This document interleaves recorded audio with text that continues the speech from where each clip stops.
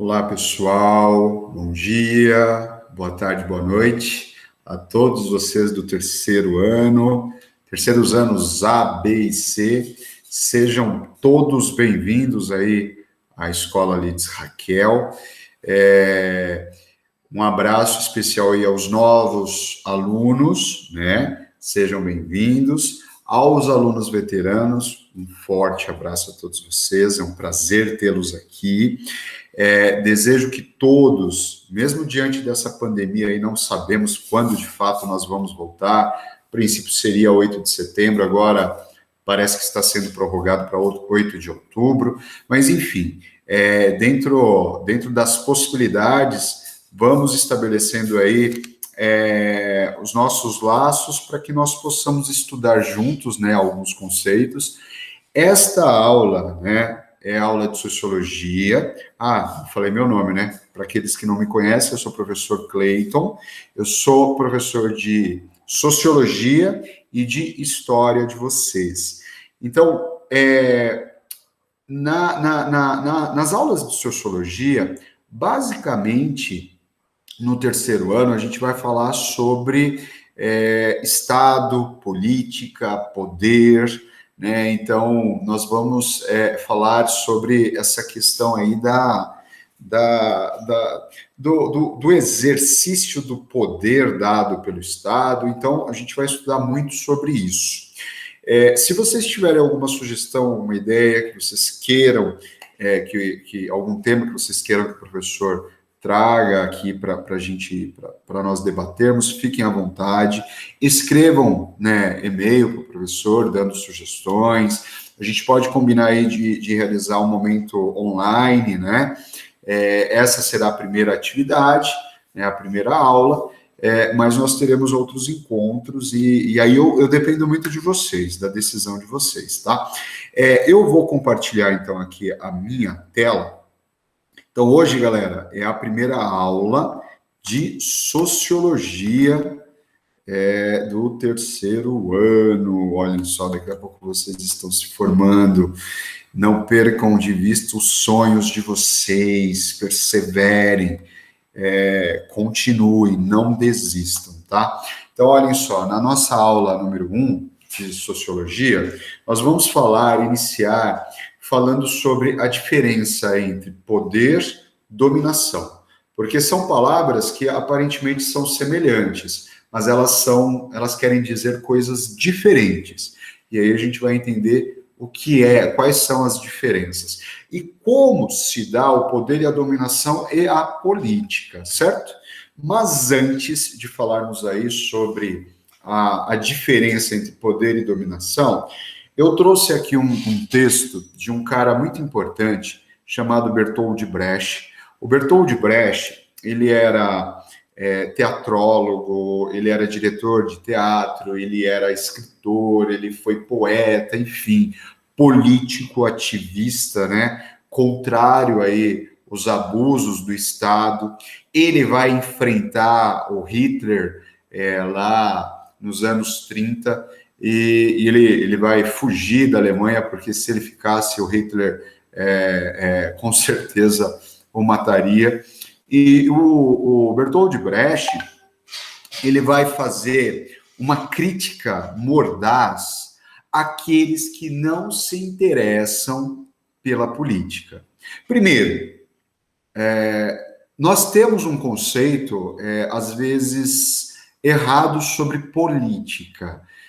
Nós somos seres políticos, e não, sem falar da questão da política partidária. Por que nós somos seres políticos? Porque a política é a arte da negociação. A política é a arte de se negociar. E nós, enquanto seres humanos, negociamos o tempo todo. Negociamos no ambiente familiar, né? Então, com a relação entre marido, esposa e marido, a relação entre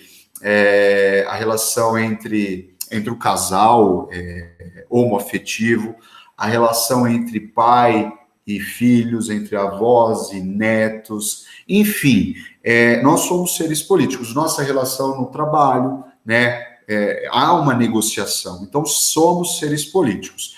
A questão é, a política partidária, ela muitas vezes, para nós, ela é desinteressante. Nós damos as costas à política partidária. E qual que é o resultado do desinteresse? E é essa a crítica que Bertold Brecht fará nesse textinho. É um textinho curto.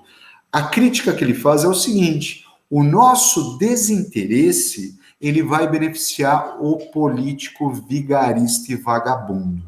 O político que entende que a política é uma forma de enriquecimento, de ficar rico fácil.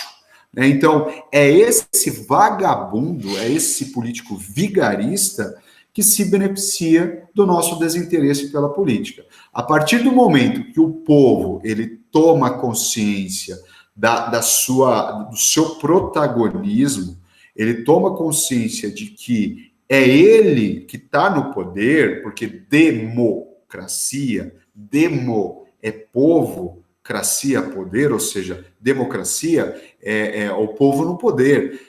A partir do momento que o povo toma essa consciência, então esse vigarista ele some. Enquanto nós não nos interessarmos pela política, não participarmos, é esse vigarista que vai se dar bem, certo? Mas, o Bertold Brecht, ele diz o seguinte: o analfabeto político. E aí no texto ele vai dizendo, o pior analfabeto é o analfabeto político. Ele não ouve, ele não fala, nem participa dos acontecimentos políticos. Ele não sabe que o custo de vida, o preço do feijão, do peixe, da farinha, do aluguel, do sapato e do remédio dependem das decisões políticas. O analfabeto político é tão burro que se orgulha e estufa no peito dizendo que odeia a política. Não sabe o imbecil que, da sua ignorância política, nasce a prostituta, o menor abandonado e o pior de todos os bandidos, que é o político vigarista, pilantra, corrupto e lacaio das empresas nacionais e multinacionais. Então, galera, é um tapa de razão na nossa cara. Então, aquele que se beneficia pelo nosso desinteresse pela política é o político vigarista, o lacaio dos grandes empresários. Porque hoje, por exemplo, os nossos políticos, eles estão ali no tabuleiro de xadrez e quem está jogando é a elite, quem tem muita grana, quem tem muito poder. Mas, enfim, é só para nós iniciarmos o nosso debate aqui. Olhem só, nessa aula, nós vamos diferenciar o que é poder, poder, do que é dominação. Mas antes, é importante a gente relembrar que, principalmente para os nossos alunos novos, que a sociologia, ela é a ciência das relações sociais, das relações humanas, das interações humanas. Então, a sociologia, ela se debruça sobre tudo que o homem cria, certo? E tudo que o homem compartilha, tudo que o homem, todo o resultado da interação do homem. Então, é palco de análise da sociologia enquanto ciência. A sociologia política, que nós faremos uso, sobretudo no terceiro ano, a sociologia política ela é um braço da sociologia. Por quê? Ela vai se debruçar sobre as questões da política, sobre as questões do poder, sobre as questões da dominação, sobre as questões dos jogos, que existem, por exemplo, nos bastidores de poder do Brasil. Então, a sociologia ela vai se debruçar sobre isso. Aqui, por exemplo, eu trouxe um exemplo aqui para vocês, um exemplo de poder, o poder, muitas vezes, ele vai buscar utilizar símbolos que vão traduzir o poder. Então, por exemplo, Dom Pedro II, nós temos aqui a coroa, né, de Dom Pedro II, que foi rei aqui no Brasil por quase 60 anos, e nós temos aqui o seu trono, né, o trono aí de Dom Pedro II. Então, o poder, ele vai buscar símbolos. Por exemplo, poder econômico. Quais são os símbolos? Poder econômico, você pode ter um símbolo, um carro. O poder econômico, você tem como símbolo uma casa, um avião, uma fábrica, né? Isso símbolos do poder econômico. Vamos imaginar outro tipo de poder. O poder político. Poder político, por exemplo, na República Brasileira, um símbolo. Aquela faixa presidencial é um símbolo, né? Aqueles carros gigantescos com aqueles seguranças enormes, todos mal encarados em torno do presidente, isso é um símbolo de poder. Então, símbolos são justamente coisas, objetos ou pessoas que vão simbolizar o poder, certo? Aí, olhem só, esse sociólogo chamado Max Weber, sociólogo alemão, ele será fundamental para essa análise da diferença entre poder e dominação. Parece que poder e dominação é a mesma coisa, mas não é. Poder, para ele, né? Poder significa a probabilidade de impor a própria vontade dentro de uma relação social, mesmo que contra toda a resistência e qualquer que seja o fundamento dessa probabilidade. Traduzindo essa frase aí, ele diz o seguinte, que poder é aquela força, é a vontade que é imposta por alguém ou por uma instituição a alguém, né? Então, aquela pessoa, ela sente a força, sente o poder, ela não concorda, mas ela aceita porque aquele mando, aquela força, aquele poder, ele tem se eu não respeitá-lo, eu posso ser castigado. Por exemplo, dentro de uma empresa, o chefe, você tem lá o chefe, ele tem poder sobre você. Ele exerce um comando sobre você que muitas vezes você não concorda.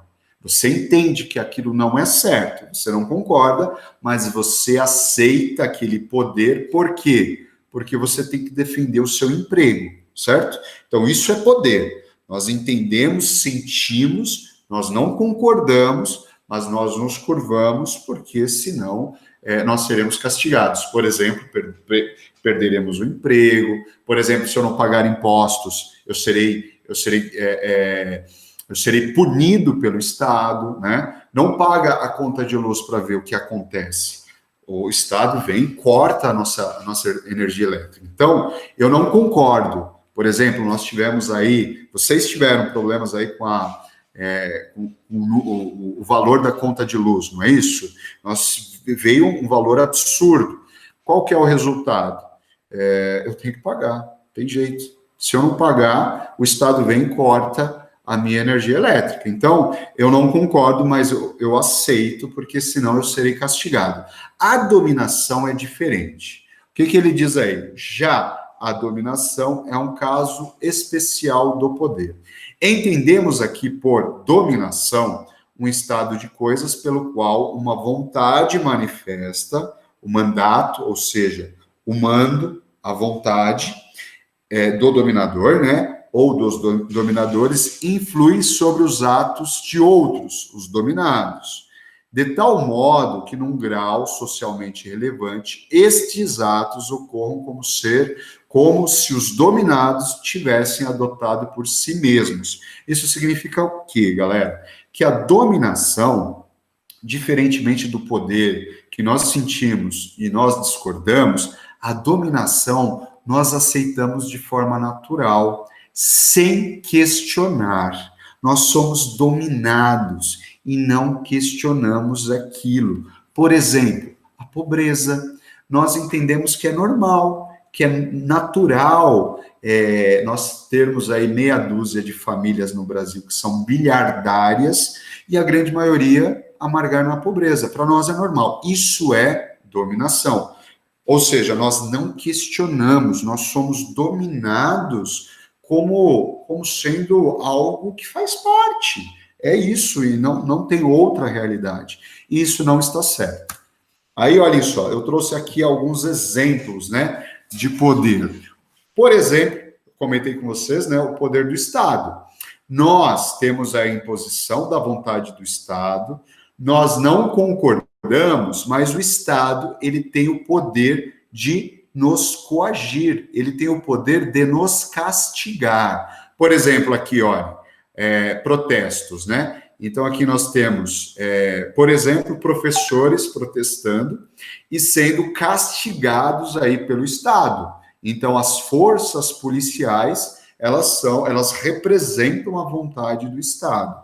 Muitas vezes, nós não concordamos, mas nós aceitamos, pois o Estado, ele possui o poder da coação, o poder das leis. Como eu comentei com vocês. Por exemplo, se eu não pagar os impostos, eu não concordo. Eu não concordo com a carga tributária dos, né?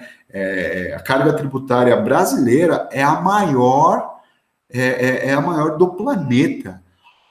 O cidadão que mais paga impostos é o cidadão brasileiro. Não é o cidadão norte-americano, não é o cidadão inglês, não é o cidadão francês, para falar aí das potências, né, industriais. É o cidadão brasileiro. Nós pagamos muitos impostos. Eu não concordo com isso, mas eu pago por quê? Senão o Estado vem e me pune. Outro exemplo de poder que eu comentei com vocês é o poder dentro do ambiente de trabalho. Então, muitas vezes, o chefe, ele exerce sobre nós, o chefe, os chefes ou a empresa, exerce sobre nós uma pressão grande, sempre voltada para o lucro da empresa. Eu não concordo. Eu não concordo, por exemplo, com o tratamento que o meu chefe ele me dá, mas ele possui o poder econômico. Ele possui o poder de demitir e contratar. Então, eu não concordo, mas eu aceito esse poder de coação. Por quê? Eu tenho que defender aí o meu emprego. Outro poder, agora um poder econômico, é o seguinte: esse poder econômico, ele está nos grandes empresários, né? Os grandes empresários possuem poder e eles possuem condição de pressionar os governos. Uns mais, né? Uns governos aceitam mais, né? E, na verdade, estão alinhados ao empresariado, outros menos, né? Mas, de forma geral, quem pressiona aí, quem exerce pressão sobre o Congresso Nacional, sobre o Poder Executivo, são os grandes empresários. Aqui eu trouxe um exemplo. 2015, nós tivemos aí a aprovação da lei de terceirização. Isso significou o quê, galera? Significou que, por exemplo, dentro de uma montadora, né, dentro aí de uma fábrica de automóveis, a linha de montagem, ela pode ser terceirizada. Isso significa que redução dos salários pela metade, aumento da carga de trabalho, certo? Precarização do trabalho. Quem buscou isso? Os trabalhadores? Não, o grande empresariado. E o governo foi lá e aceitou. Outro exemplo aí do poder econômico sobre a política, a reforma da Previdência.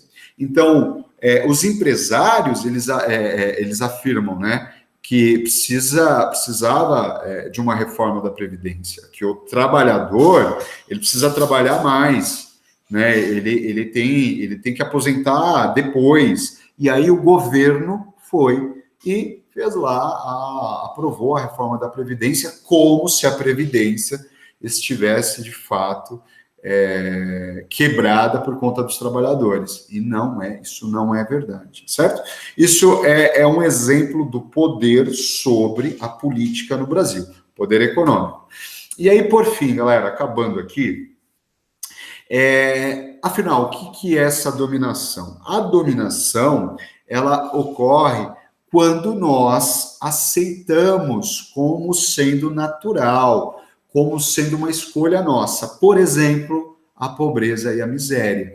Então, a miséria é um exemplo, tá? Tem outros exemplos de dominação. Por exemplo, a dominação em relação homem e mulher, né? O racismo. Por quê? Porque nós não questionamos o fato de negros ganharem a metade do salário dos brancos. Né? Isso é uma dominação. A elite conseguiu isso. Né? Então, mas estamos aí lutando contra, por exemplo, o racismo, contra o machismo, né? Mas voltando aqui nesse exemplo da pobreza. Pobreza no Brasil, ela é vista como forma naturalizada, como parte da nossa paisagem social, a nossa paisagem cotidiana. A dominação exercida pela elite brasileira sobre nós, sobretudo nós que somos pobres, ela foi tão, ela foi tão vitoriosa que nós não questionamos, nós aceitamos. Isso é dominação. Não é natural, gente. Uma criança morrer enquanto criança, não é natural um jovem morrer ou matar com uma arma na mão. Isso não é natural. Isso é resultado das desigualdades sociais que, para nós, dentro dessa lógica da dominação, é normal, é natural. Sabe por que não é natural? Olhem só, essa é uma notícia fresquinha, dia 27 de julho. O patrimônio dos super ricos aqui no Brasil, dos bilhardários, aumentou na pandemia.